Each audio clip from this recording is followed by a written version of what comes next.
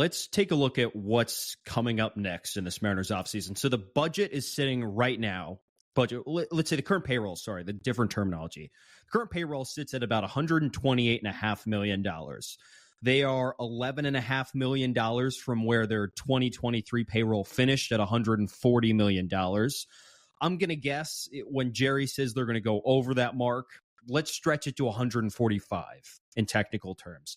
So they have about, at that point, $17-ish million to spend if my math checks out with that. So with $17 million left, there's still some options in free agency, and there's plenty of options that we have highlighted in trades. Let me read you off some names that are within the budget that are still out there and still available per Spotrac. Okay, Jock Peterson is projected to make $15 million. I honestly have been kind of buying into this a little bit more after taking a peek at his Fangraphs page. Jock Peterson makes a lot of sense. That would take up most of the budget, but he brings you everything you would need.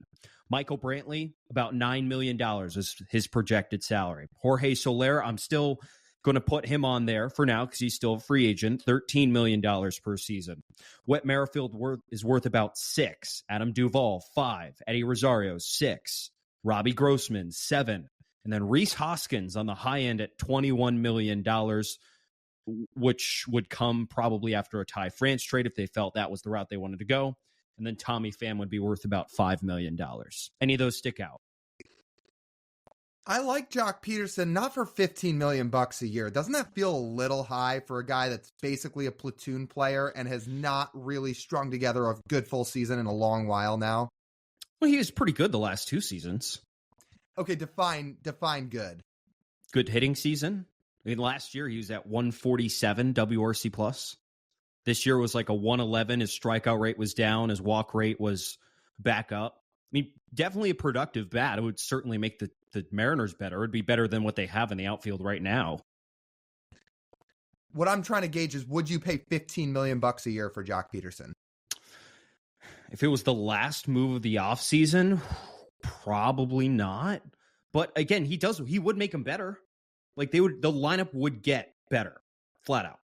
The lineup would probably be as good as it was last year if they signed Jock Peterson right now. Oh, it makes them better because signing Jock Peterson means one of those utility guys is not playing the outfield every day. So of course it makes them better. I'm just trying to think about, is $15 million a year for him worth the bang for your buck? Like, there is a reason Jock Peterson has bounced around a little bit from time to time and hasn't stuck in one place, because people have decided that even though he has flashes, and even though when he debuted years ago that he was a top prospect, he hasn't lived up to that, right? Like, he's had flashes of it. He's never lived up to it. That's fair. And the Mariners probably wouldn't sign him to enough years to make the AAV go down.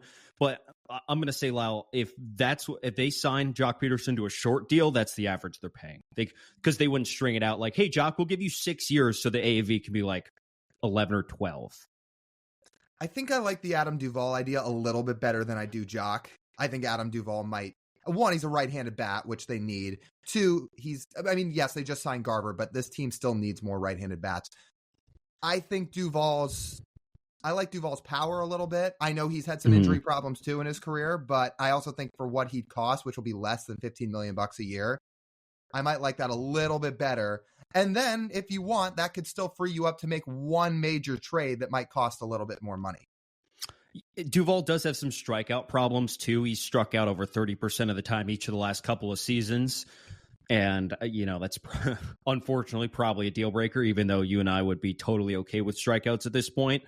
I think other interesting ones, Tommy Pham, I still think can be a productive player in today's big leagues in the right role. I think Rhys Hoskins, if they really thought they would move on from Ty France and package him in some sort of deal, would at least be a productive first baseman and more of a proven hitter, I would say, than Ty France has been with all the inconsistencies he's had. Robbie Grossman hasn't really been a great player, but for $7 million, that's not terrible. Eddie Rosario hasn't been good in a while either. You floated Whit Merrifield to me yesterday. Whit Merrifield is, I just don't know if I would really buy that offense. His offense is really kind of taking a hit. And he's honestly low-key getting up there in age. I didn't even realize how old he is, in his mid-30s. That seems like a little bit of a stretch. I was just trying to think of a way where you don't have Luis Urias playing third base every day, because if you sign Witt, which is not a perfect idea, but it is an idea, then you have Urias and Rojas platoon at third rather than second, and Merrifield can play second. And if again, he's not going to blow you away. He's not going to be an all-star. I mean, I don't know how he was an all-star last year. That's a conversation in itself. But if he puts up 2 wins and plays second base, I'd be okay with that. If he can WRC plus 105. But he hasn't done that in a while. No, he hasn't. So that's where we run into problems. Because, again, this was an idea, right? Yeah. After thinking about it more, I was like, okay, maybe this isn't the perfect solution. But the problem is, again, you just cannot run Luis Urias out there every day as your third baseman. So I'm trying to think of ideas of how they can do that. Now, if they're willing to spend on Rhys Hoskins, I would certainly be open to the idea of a Ty France trade, because if you trade France, you would have to assume in that scenario, you will get back either somebody who can play third base or another outfielder. So it would fill another need. And France, you could package with one of the starters instead of packaging one of your prospects, you could actually package a full-time big leaguer, which would be a little bit more valuable than throwing in a lottery chip. So the trade options that we've highlighted that are still available, I mean, the Reds guys, Jonathan India or perhaps Spencer Steer are available. The Reds have infielders they need to get off their chest. The Rays, we have talked about that at length. The Cardinals and the Mariners have been linked forever with a number of trades. I think you and I still like the idea of trading with the Orioles if we want to give them a pitcher, and in return, the Orioles will give back the Mariners an infielder, one of their young bats, someone of the future, and someone with a ton of upside. Jazz Chisholm from the Marlins, not quite sure if he'd be available, but he would fit as well. And then Jack Sawinski of the Pirates is a name you floated to me just before we started recording. And that could be another option there. So like all these would be within the budget, because these options wouldn't be the most expensive in the world, but these would now require you to trade a pitcher. And Divish reiterated today they would really prefer not to trade one of those pitchers. Now, they could trade Castillo. He brought that up today. I think that's getting blown out of the water, I'm going to be honest with you. Mm-hmm. We've seen that a little bit this offseason. I know Divish has talked about it. I know Adam Jutes talked about it a little bit. I'm sure it's an idea. And when I say I'm sure it's an idea, I'm saying I'm sure teams maybe would call about it. I'm sure that I understand why in their eyes it makes sense, right? Because you're saying he's a little bit older. He's not 24 years old the way Miller and Wu are, and maybe you could get a haul back for him. I just don't think they're doing that. I mean, they just gave him an extension. What a terrible look that would be if they packaged him away right now when they're trying to win. Even if they got some real young pieces back for him, I think that would be a disaster, not just within the clubhouse, but the idea as a whole. He is your dog. He's your ace. And he's under control for 4 more years at least. He's got to stay there. You don't have to convince me. You really don't have to convince me. I think the only way that idea actually should be realistically considered is if you can in turn add significant payroll and impact on the other side. And it would probably be in the form of bats. You'd be like, hey, we can add significant salary and bats, and not only current, but future as well, and promise future payroll to some more impact bats. Oh, you floated this idea out there basically as a joke on our Saturday episode for our reactionary Garver signing podcast. If the Orioles said 1-for-1 Luis Castillo for Gunnar Henderson, sure, then I would entertain the idea. The Orioles are absolutely not going to do that, so we can end the discussion right there. Therefore, I do not think in any scenario you're trading Luis Castillo.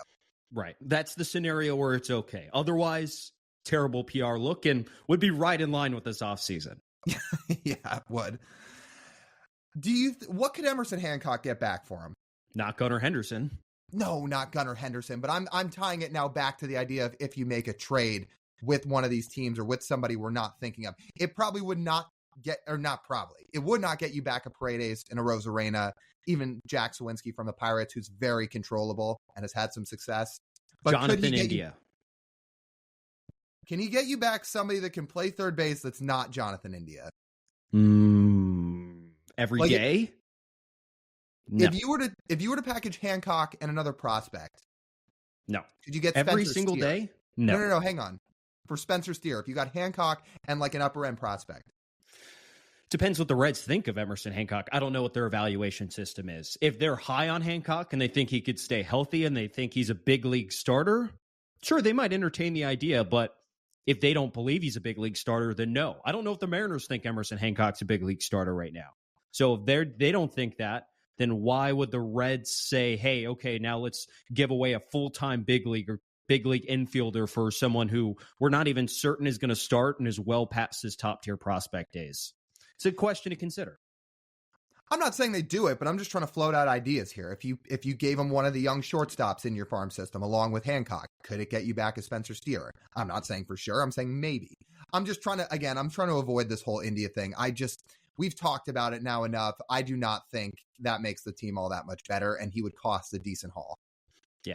Yeah, he would, but that's all what's on Jerry's plate right now of what they got to figure out. The time they have started adding, they now need to keep adding a couple more pieces that will make them better.